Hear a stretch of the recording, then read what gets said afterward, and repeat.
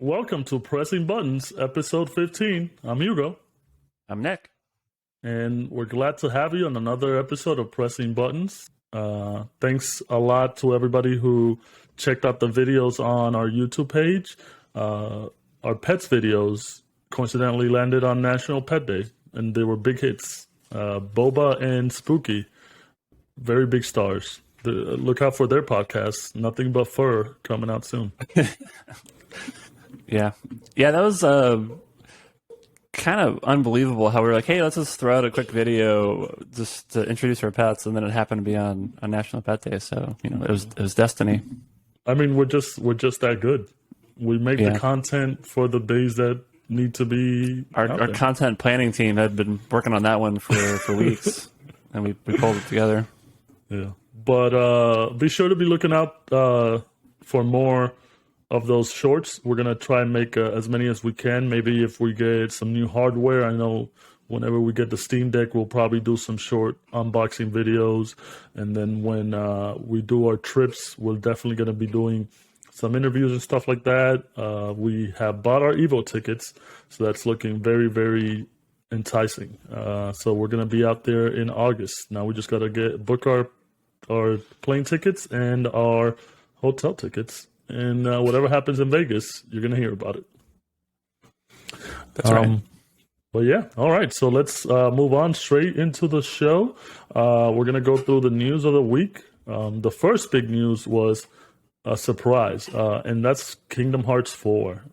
Square Enix had an event in Japan last week on Sunday, right after we recorded, where they announced two new Kingdom Hearts games, one being Kingdom Hearts Missing Link, a mobile Android iOS game, which we love those mobile games. I don't, but whatever.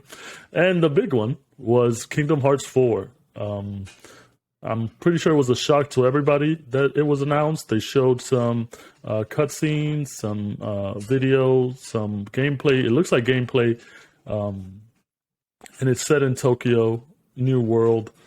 I'm a big Kingdom Hearts fan. I played 1 and 2 of the series. Didn't get to play part 3, but I've always liked the mix of Final Fantasy RPG stuff and their world with Disney and other properties in their world. Were you excited when you woke up to this Absolutely surprising news? Yeah, I woke up, and when I picked my phone up, I could tell there was a disturbance. Something special was going on. Like I could just kind of tell, and and it was Kingdom Hearts 4, so I knew it's a big deal. It's a huge announcement. I'm very excited about it. I thought it looked great. It was cool that they actually showed gameplay. I know a lot of times like reveal trailers just show cutscenes or whatever. So pretty impressive that it was all in engine. They actually showed a little bit of gameplay. I think that was on Unreal 4, but they're eventually going to have it be on Unreal 5, which we had talked about over the last couple of weeks. Just kind of everything Unreal 5 and how awesome that looks, and so I think Kingdom Hearts would be great in that. It's very, very realistic, and I think a lot of people are. Well, I guess we'll see what happens, but I think a lot of people were maybe like, oh, why are they making this game look so realistic? And it's like, well, if the setting is in a version of Tokyo, then they're going to make Sora look like a human being, because that's like kind of the thing. It's like they always give him some regular feet. Yeah, regular shoes. I think that tells you a lot, right? They give him normal people shoes instead of clown shoes. So, but they always made Sora kind of fit into whatever world he's in. So I think there's like a story reason for the hyper realistic look, and we'll just have to see whether that's the entire game or if it's just that world or how they want to do that. But either way, I thought it looked super impressive. I'm a pretty big fan of Kingdom Hearts. I still need to actually complete Kingdom Hearts 3, and I think I might actually give that a whirl on PC. And I think the game maybe wasn't quite as good, and that's probably the reason why kind of gave up on it after playing it for about maybe, I don't know, 10 hours or so. But definitely played a ton of Kingdom Hearts 1 and 2. The initial Kingdom Hearts was actually the reason I bought a PlayStation 2. So I didn't buy a PlayStation 2 at launch, and I think that was like a couple years after PlayStation 2 launched when Kingdom Hearts came out. And I'm like, okay, well now I need to play this game. It looks incredible. I love all things, Square Enix and Final Fantasy. Big fan of Disney. And a lot of games that we play today, there's just like all these crossovers and IP, kind of traveling around all these different games and stuff like that. Like Kingdom Hearts was really kind of the first, maybe not the first, but it was like one of like the big kind of foundational like monster corporate crossover games with like a really high production value. So I thought that was something I was thinking about, where it was kind of like one of the first big games to do that, which is something that you see all the time these days. Well, yeah, I think compared to something like Marvel versus Capcom or Capcom versus SNK, where it was just characters. With this, you had whole worlds dedicated to that crossover, and like you were saying, based on the trailer, where it's a more set in a more realistic world. It's like you said, it's probably definitely part of the story, because they did that with Pirates of the Caribbean. The Pirates of the Caribbean level was more like human features as opposed to animated cartoons or worlds that they go into. And with this being a new Kingdom Hearts, and Disney having bought so many more IPs, I guess, since the last one, and much more stuff coming out to the forefront that they've offered, I'm excited to see what worlds are going to be introduced into the Kingdom Hearts universe, because I know there have been rumors of maybe Star Wars, maybe going to Hades and Hercules. Hercules has always been a popular IP that they always incorporate into the game. So I'm excited to see what new worlds they come up with, because honestly, I think that's what draws a lot of people to Kingdom Hearts, which is just like, what Disney universe are they going to go into now? I know they went into Toy Story, they went into Hercules, they went into Pirates of the Caribbean and such and such. So I think that's one of the biggest things with these new worlds. Maybe we can see some Marvel stuff. Maybe we can see some Star Wars stuff like we talked about. It's exciting just to see, and it's an exciting franchise that a lot of people are very big fans of. I know the whole story is a bit complicated with how they tell it, and I'm not really sure on how it goes, but the game is good enough and it draws people in that I think that doesn't matter too much. People will love it anyways. Yeah, I thought the next segment was you're going to do a lore breakdown of Kingdom Hearts, just to talk the audience through.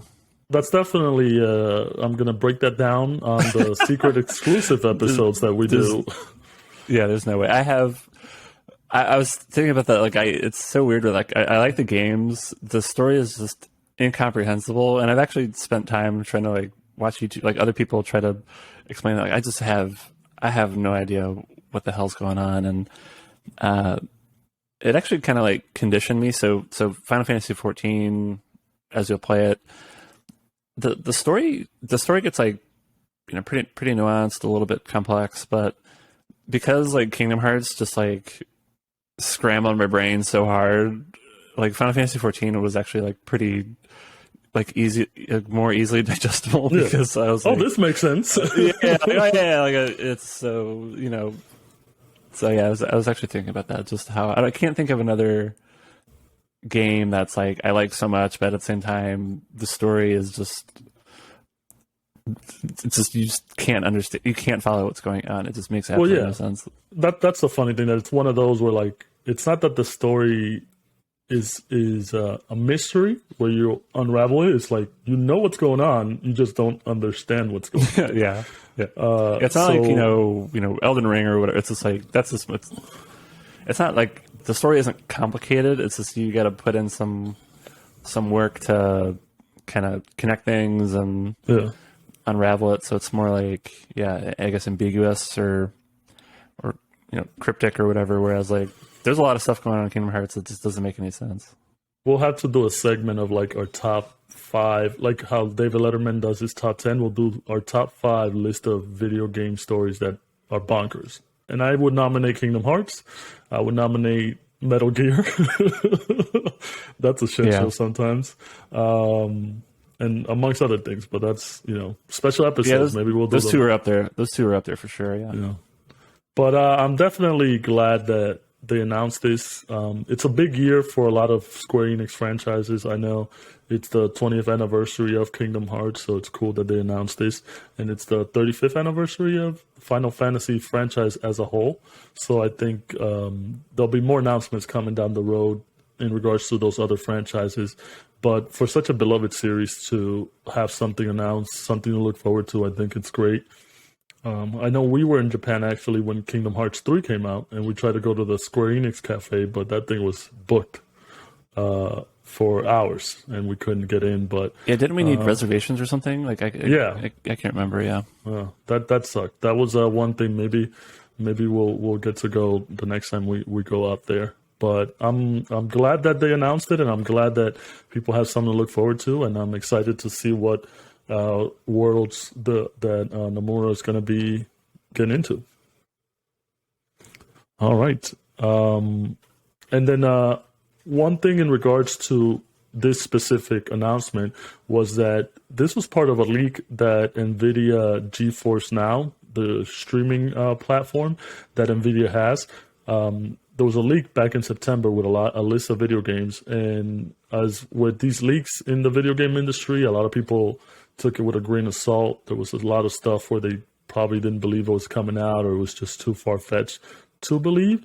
But Kingdom Hearts 4 was one of those things that was on that list, along with God of War coming out for PC, Chrono Cross Remaster that hadn't been announced yet. So when they announced Kingdom Hearts 4, a lot of people kind of went back to the list to kind of gloss over it again and see what might come of in the future. And I know there's a couple of games that have me and you excited, like Tactics Ogre Remaster. We're big fans of Final Fantasy Tactics, and Tactics Ogre is another tactics type game. I never played it myself, but I know it's beloved as much as Final Fantasy Tactics, so I'm excited to play that. And then you also have maybe a possible Final Fantasy IX remake. I never played Final Fantasy IX. I've played 8, 7, and the Super Nintendo ones 1 through 6. But 9, for some reason, was one of those that unfortunately I probably didn't have a PlayStation or something when it came out and kind of skipped it. So I'm excited if that does come into fruition to play the remake of it, or the remaster, whatever they end up doing, which honestly would be kind of cool if they actually did a Final Fantasy VII type remake where they just kind of changed the whole thing. But yeah, was there anything of notice from this leak that you were looking forward to, or you were just surprised about it? No, it's just been kind of amazing how the leak was right. We should have believed this whole time. So, but yeah, I think in terms of what's kind of remaining, it's probably, I would say, Final Fantasy IX. An updated version of that could be pretty cool. I think maybe we're in the same boat where, for whatever reason, I didn't play Final Fantasy IX at launch, and I'm pretty sure I own it on PC, and I played around with the PC version a little bit, but I couldn't get into it, so I think it just maybe needs a little bit of modernization. I don't know if it would be, I don't think it's going to be on the level as like Final Fantasy VII Remake.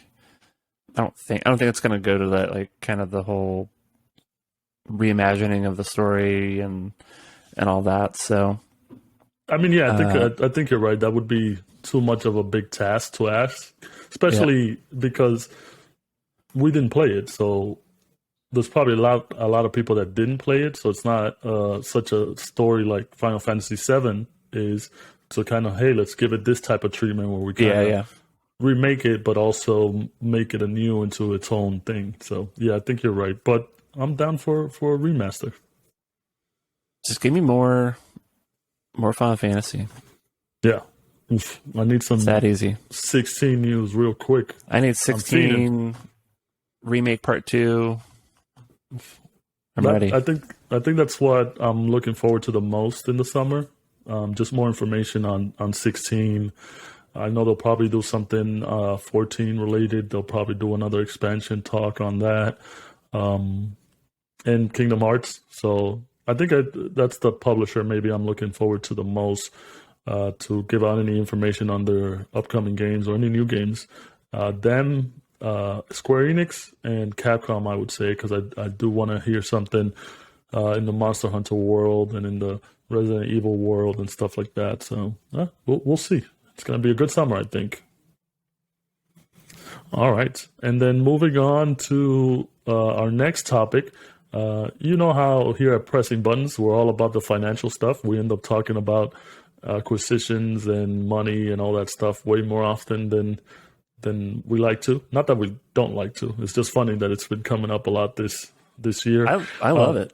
Yeah, you're the money guy. You're the dollar guy, the accountant guy. So big news this week. Sony and KIRKBI being the holding company of Lego, invested each $1 billion on Epic. I know we talked about last week how Epic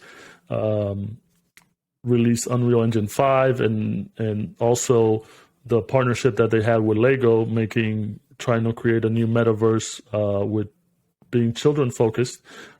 This is a big move, I would say, just because to have that big of a trust in the company and the engine and all that they've been doing, investing $1 billion, whereas previously Sony had invested $250 million in 2020 and then $200 million in 2021.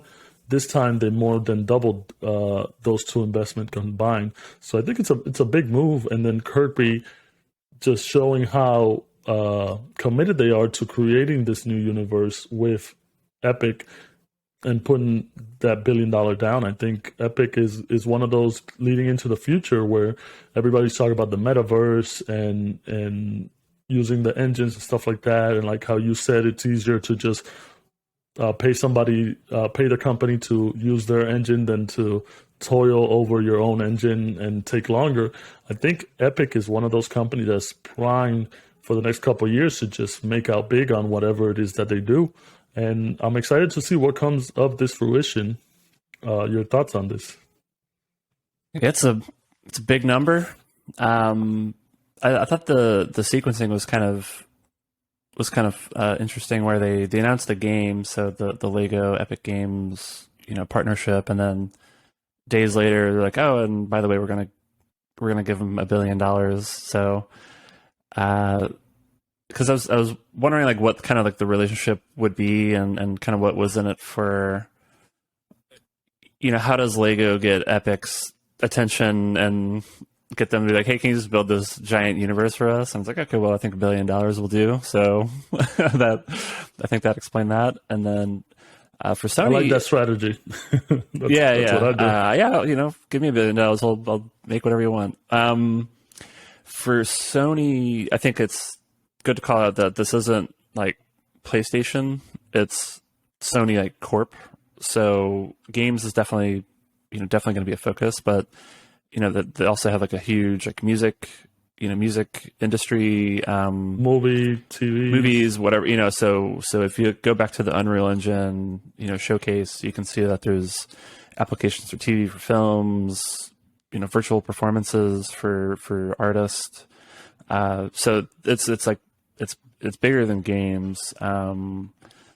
So that kind of gives, and that's what this is their third investment. So they must be liking what they see. So that's a big increase in investment size. So yeah, I mean, and honestly, I think it makes more sense coming out of Sony, even though they are working with Lego to make this children-focused metaverse.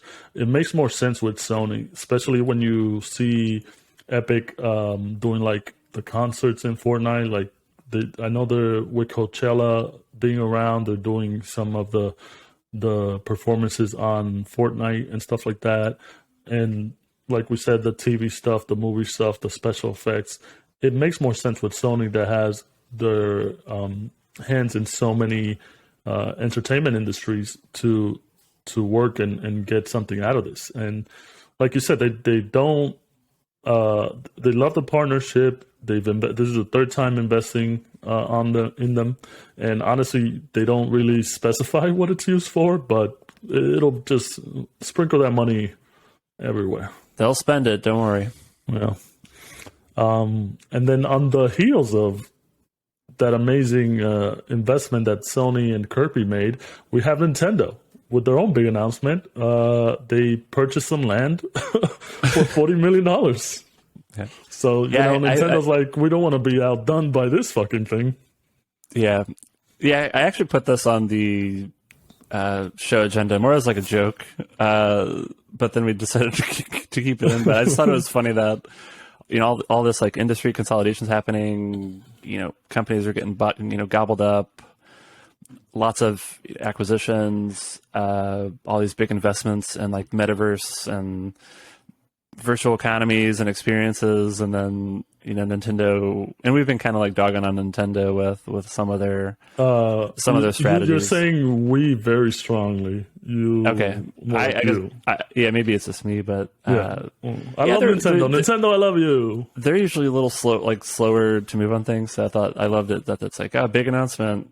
We've acquired physical real estate, so.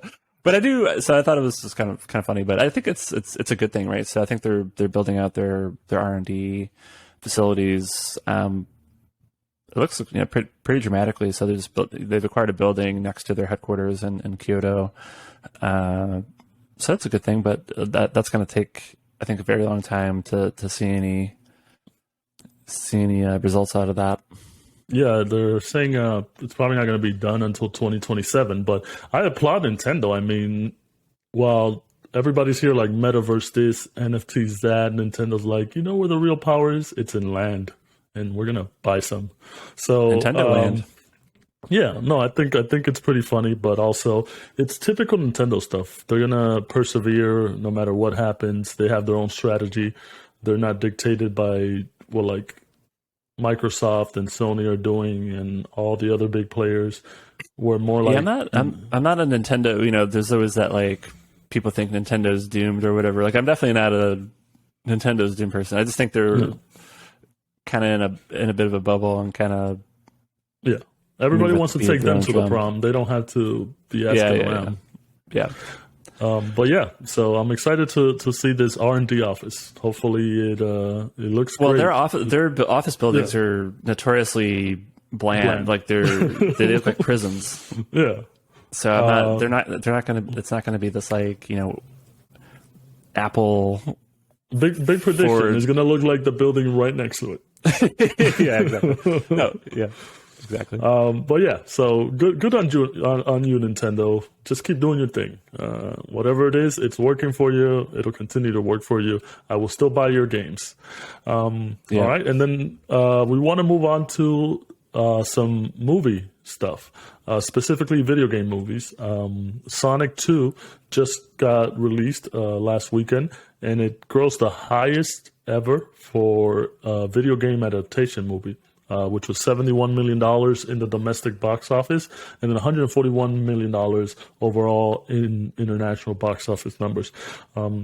Very surprising, just basically because video game movie adaptations don't do so well.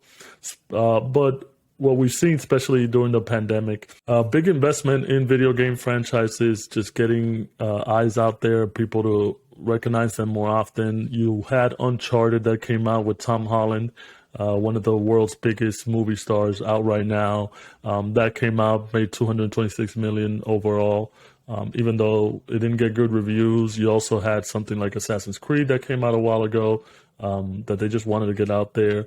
And then in the future, you're looking at Sony doing Ghost of Tsushima, very good franchise that they had. They want to translate that into a movie.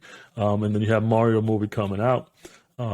These are big numbers for the video game industry, especially considering that a lot of people didn't see video games as an art form. You have like that famous Roger Ebert thing where he was saying video games are an art.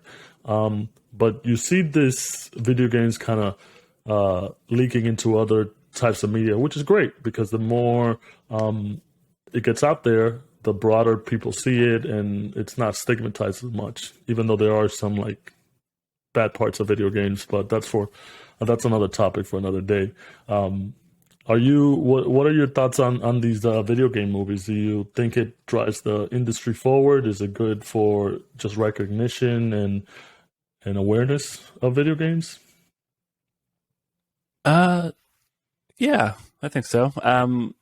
To me, it's like I look back to, like comic book movies also kind of had this like a very long period of time of just like they just always sucked, and the kind of the consumer perception was that like the movies were just going to be bad, and then then Robert Downey Jr. is Iron Man.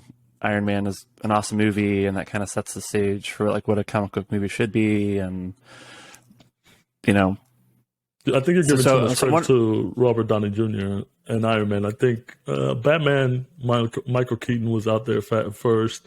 Also, I don't know, but like that in Superman. I don't know, like I feel like maybe the first Batman movie I think is kind of its own thing. I think the ones that came after that were not great, and then the Nolan trilogy is pretty good, but I think even then, like I really kind of see this like line in the sand of Iron Man, and then like it just takes off in terms of comic book movies just becoming the biggest driver of the box office. Well, I think, and this is, I don't want to get too much into it because we could talk about this forever, but I think when it comes to like Iron Man setting off that Marvel franchises and all those Avengers movies, it just it's more bringing more obscure superheroes to the forefront. Not saying that Iron Man himself is a very obscure superhero. He's just out of all the Marvel stuff, you definitely like if you read the comics, Iron Man's popular, Thor's popular, Captain America's popular, but before in the regular world, they wouldn't be as popular as you would say like Wolverine or Spider-Man or Superman or Batman. So I would credit Marvel in the movies doing like bringing a forefront to the mainstays of the comics to just bring more attention to them. Yeah, maybe this is yet another bonus episode, but I guess my point is this: like there was kind of a similar situation with like comic book movies couldn't get like repeatable great movies that did very well at the box office, and then at some point that got fixed, and we can debate exactly when that happened. But now it's just like comic book movies are the biggest movies out there. Yeah. So I wonder. Even Morbius is getting a movie, and what the fuck? Yeah. So now and then so so the MCU's been so successful that's actually kind of fed back into the underlying intellectual property where it's it's got its own games, it's got influence on the comics themselves and stuff like that. So what I'm trying to establish is like, are we kind of at a similar inflection point with video game movies where those are going to become more common? It's going to become its own kind of huge category of movies, and then it kind of also has a feedback loop of the movies actually then influence the games and the underlying IP themselves. And I think that's definitely going to happen. It's just so I think we're seeing evidence of like that's starting to become more of a thing where people are accepting of video game movies, whereas I think before like that kind of wasn't the case. I always look to like the Resident Evil movies. Like there's been Sony doesn't really like with the games. That's what I think. That's when I think of like video game movies based on video games. I think of that, and I guess they made a business out of that, but it wasn't putting up MCU numbers by any means. It was popular enough. They made, how many did they make? 6 or 7? I don't know. It's crazy. I think there's probably more than video games at this point. But and it's funny because they just recently rebooted the franchise to be set in the 90s, like the first Resident Evil game, and then also Netflix is coming out with their own Resident Evil series. And I think that's one of those things where I'm a little bit hesitant, just because not every game and not every video game works as a movie. Sonic definitely, I think, works. I saw the first movie. I'll wait till the second one comes out on video on TV or on whatever, so I could watch it. But I think Sonic works as a movie. It doesn't follow any video game plot, but that's where like you had Assassin's Creed, which failed. I don't think it worked as a movie. I could see that more as a series, as a mini series. You have The Last of Us is coming out. I don't know if it's at the end of this year or they pushed it to next year, but I'm glad that that itself is going to be a miniseries, just because I feel like it works better as a miniseries than a movie. I know Bungie has been talking about bringing their Destiny stories into the TV or movie universe. I think those would definitely work TV wise, just to tell more stories of their characters. So it all depends. That's always me, like me being such a big fan of video games. I kind of hate it when they just make these movies to kind of make money and not because they like it, or bring something new, or just for the fans type of thing, and it just fails. So hopefully they keep working with these things and they keep making good content. I think it just opens up more opportunities. They're not all going to be hits. You'll have stinkers, and then you'll have good ones. So hopefully I think it just doesn't turn other studios off into making content just because it wasn't a commercial hit. Mm-hmm. Yep. All right. And that's it for the news of the week.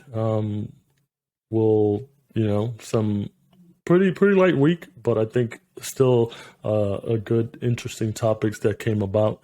And then going off of that, we want to move on to Elden Ring. Ta-da! Big surprise there. Maybe the last big segment for Elden Ring. Yeah, the last big segment. Unless the DLC comes out, then we'll be back on the Elden Ring horse. Yeah, or we'll be back on Torrent. If you're an Elden Ring fan, you know what I'm talking about. But yeah, we just wanted to bring up Elden Ring again, make a nice little segment about it, just because we both finished the game. I finally beat the game last week. We kind of ran out of time and we couldn't squeeze it into the podcast. And we wanted to give it its own section. Basically, our final thoughts on the game itself after we both completed it. What we liked, what we didn't like about the game. So we're just going to talk a couple minutes about Elden Ring and our journey through it. So before we start this off, I just want to give a huge spoiler warning. There's a spoiler warning. It's starting off right after this. We're going to be spoiling maybe some things that people might want to not get spoiled on. So huge spoiler warning. You've been warned. So I'm going to start off first with saying I put about 120 hours into the game. I finished it last week. I want to say I went through all the major bosses of the game. I'm pretty sure I missed some regular mini bosses on the field and stuff like that. I'm still kind of going around and finishing stuff up, but as far as finishing the campaign, the main story, and beating the last boss and all that, and me beating the major bosses, I definitely did that. I started the game as a samurai, stayed samurai the whole way through. I was rocking around with my Uchikatana, and then I got a Nagakira, and then I got Ashes of Blood, which is this cool, bloody samurai sword, which does an amazing attack, Ashes of War attack. Kind of easy, kind of cheesy towards the end because I was just mowing through people.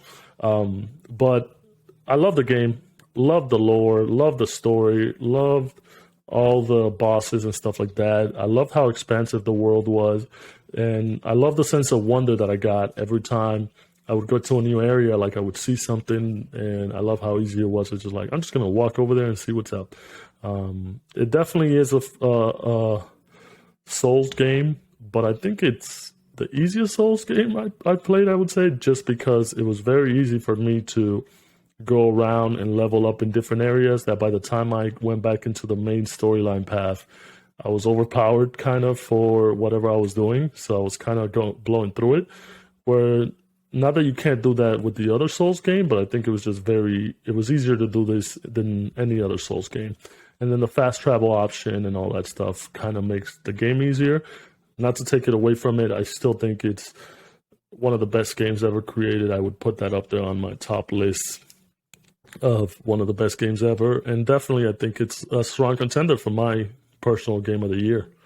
What about you, Nick? How was your journey through Game of the forever.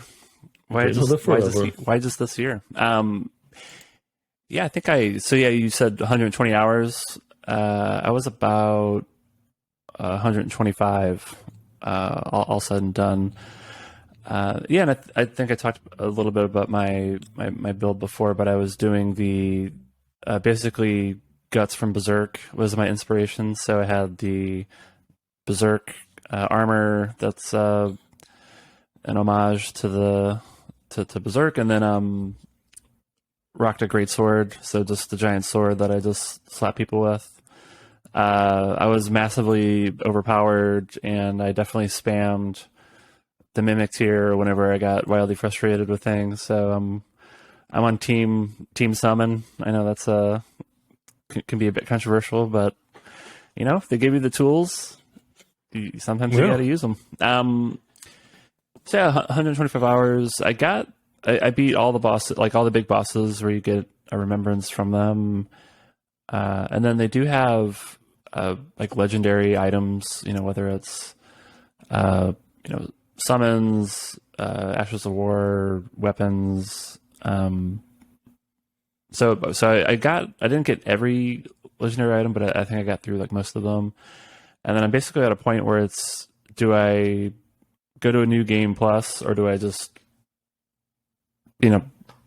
take a rest from playing this game? And so I think before, because I was planning on doing like a big respec of like, okay, let's like go deep on like magic and have an intelligence build and do all that. So I think I'm actually going to wait and see what happens with DLC, because based on whatever the DLC strategy is, I think that might be a good time for me to like do the respec, determine whether I want to go into New Game Plus or not, and then just like go into the DLC. So I think I'm done until there's DLC news. I think I can definitely see them announcing some sort of DLC for like end of the year, October, November. They usually do it around that time. And I think all of their games, Dark Souls 1 through 3, Bloodborne as well, had DLC. So I'm very hopeful for it. They haven't said yes, but they also haven't said no. And the game itself is kind of open to DLC. I know there's some spots that aren't uncovered on the map. And also the story itself kind of leads to other things where you see some characters that aren't there. You hear about some characters that aren't there. So I can definitely see some DLC coming down the line, and I'm excited for it. It's a great game, man. I want to play more of it. I'm in the same boat as you. I will probably wait out to see what's up, explore around the area. I'm going to respec, but I'm going to respec to be a big heavy sword kind of guy. I just want to go around swinging a heavy sword and fucking people up. So we'll see. The good thing is, I beat the game. I felt like I completed it. So now when I want to jump back into it, I can do it at my own leisure, and I don't have to like think about like, oh, I got to beat the game or anything like that. I could just go around and do whatever. One little thing I wanted to touch up on is with the Souls community, especially the From Software community, how they help each other out so much. And even though the game isn't designed for people to communicate very directly with each other, it's definitely interesting to see what people come up with, especially with the little messages they come up with. And then like the characters of the worlds, like how attached people get to them. Case in point, we have Altair, the knight from Dark Souls, Praise the Sun. A lot of people love that. When Elden Ring was first shown, people loved the jar, Sir Alexander. People saw a fucking jar with arms, and they were like, "Oh, that guy looks cool. I hope we can be friends." And then, and he was a friend. Yeah, he was a friend. He helped me out a lot. Friend ahead. That's what the message would say on the ground. Good guy. And then you have you have this guy right now that the community has been fawning over. Let me solo her. He's this guy. He's not butt naked. He has some underwear on, but he's just wearing a jar on his head, and he has two swords. And you can basically summon him, and he helps you. He wants to be left alone so he can beat Millennia, Sword of Michaela. I hope I said that right. But basically, she's like one of the hardest bosses in any of these type of games. And I've seen the videos. The dude is amazing. And I know the community has embraced the guy. They've made art of him. They made sculptures of him. So stuff like that. It's one of those things that I love about this community. And if you get the game, you get that stuff type thing. Yeah, I gotta check out. I heard about it. I gotta check out the videos though. It's pretty fun. I think there's actually going to be like I've seen like some people who stream Elden Ring on Twitch. They're now kind of doing the same thing where it's just like, my whole stream is dedicated to just helping people beat specific bosses. So there's definitely a lot of cool community engagement happening.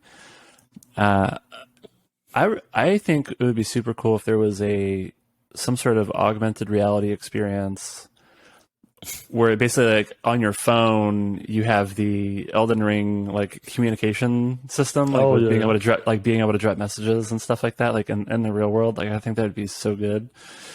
So that's my big idea. All right. I want that. Those finger butthole messages are always entertaining. I think that's probably exclusively the only message that would get used in the whole thing, but I think that would be pretty funny. I mean, it's all about the timing and where you put it. Yeah, I agree. All right. So that's going to be it for us for Elden Ring for a bit. Obviously we're going to be playing it sparingly. And if any DLC stuff comes out, you'll definitely hear from us as soon as possible. But, sadly, this will no longer be an Elden Ring podcast as much. Yeah, we just got to find another game now. Yeah. Final Fantasy 14, we're looking at you. Yeah. All right. And that does it for our main topics. We're going to move on to our closing thoughts. I want to start off with saying I just recently watched CODA. It's a movie. It's basically CODA stands for Child of Deaf Adults. And it's basically about this girl that is part of a deaf family. She has her mom and dad and her brother. She helps them out. They live in Boston. They have like a fishing business. And she's basically like their translator and stuff like that, helps them out. And it's a very good movie, just kind of diving deep into like how stressful it is for her and like how much she sacrifices to help her family. And what her dreams and goals are, and how the things that she wants to do without abandoning her family. So I think I would definitely recommend that movie. It's definitely something interesting to kind of see this movie and kind of put yourself in those shoes and kind of see it from the perspective. Working at T-Mobile, I used to deal with deaf people when they wanted to get a phone and stuff like that, and it was definitely the communication barriers there, and you want to be very, very helpful. So I think it was a great movie. It was nominated for a couple Oscars. You should definitely check it out. It reminded me of another movie, Sound of Metal, which I saw a while ago. It stars Riz Ahmed, great guy. It was basically about this drummer that starts losing his hearing, and that was another one where like I thought the movie was great.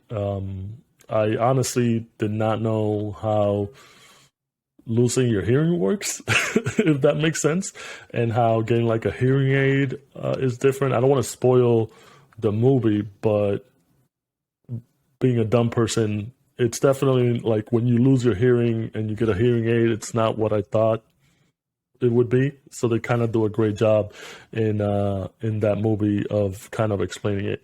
If you want to watch The Sound of Metal, it's available on Amazon. And then if you want to watch CODA, it's not out yet on video, but definitely check that out when that comes out. And then the other thing I want to talk about was I watched the season finale of Abbott Elementary. Abbott Elementary is basically a show about these teachers in Philadelphia. It's shot in the same style as The Office, mockumentary type thing. I think a lot of the people that work behind the scenes on The Office, in terms of the writing and camera stuff, they also work on this show. I think it is the new Office. I know a lot of people are very big fans of The Office. It's one of those shows that gets always run on like TBS and stuff like that. So I think it's the next Office. It's a great show. It's well written. It's well acted. You guys should check it out. This first season just wrapped up. I believe it's 13 episodes on ABC. If you're looking for a new Office type show, check this out. It's also got like, it's a feel good show. So if you're looking for something of an upper, check that out. All right, and the third and last thing, it's not a movie, it's not a show, it's Final Fantasy XIV. As you know, my April goal is to play Final Fantasy XIV. I've been playing a lot more of it. I'm on to the second world, the second big area. I'm unlocking all the classes because I want to play Dragoon, Samurai, or Reaper. So I've just been doing that. I've been doing the quest to unlock those classes, and I finished I guess the part of the storyline, the first part, something easy, but I'm excited. I love the game so far. I'm a MMO guy now, so hello. Yeah, I'm excited. You're in Ishgard now? Is that? Yeah. Okay, cool. Yeah, all right, that's when things start picking up, and it also has one of the best town music themes. It's so good. Oh, the music in this game is like so good. All Final Fantasy music I think is great, but just like Final Fantasy 14 music, it's so great. It's so soothing. It gets even better. Yeah. So don't worry about that. That's cool. So Harry Tip, it's doing well. Harry Tip is thriving. Okay. My Rothgar lion is moving along. He's helping people. He's delivering stuff. Just I'm a man of the people. I'm out here doing good. I could see you being a good Reaper. I think you'd enjoy that class.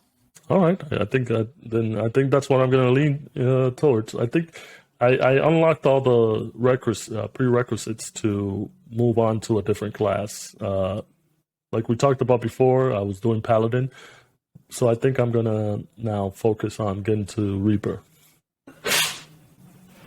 Okay. Are we actually going to play together ever?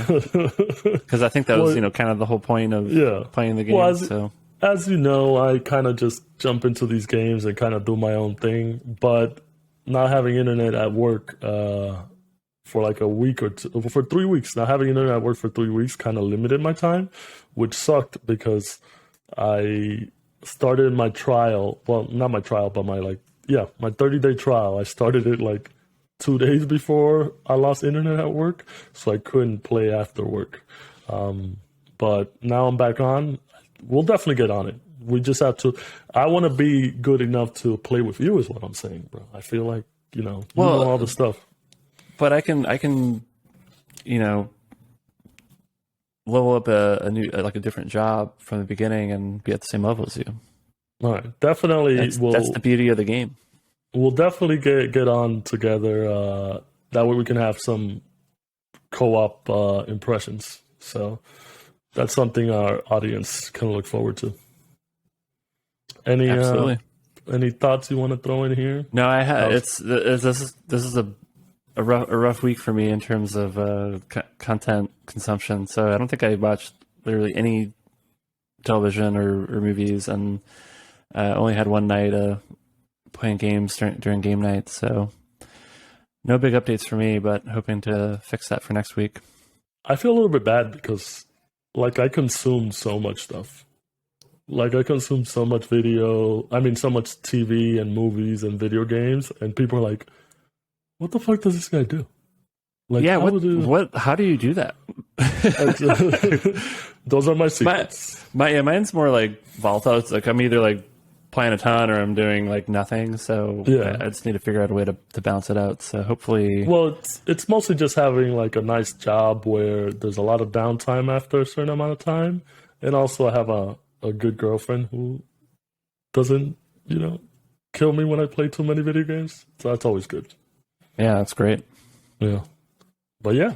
All right. Well, hopefully next week you can talk more in the closing thoughts. You can say more things. Okay. That'll be my goal. All right, guys. Thanks again for joining us on episode 15 of Pressing Buttons. We appreciate the support. Don't forget to join the Discord and come in and join the community and have some fun. And we'll see you next week on episode 16. Bye. Later.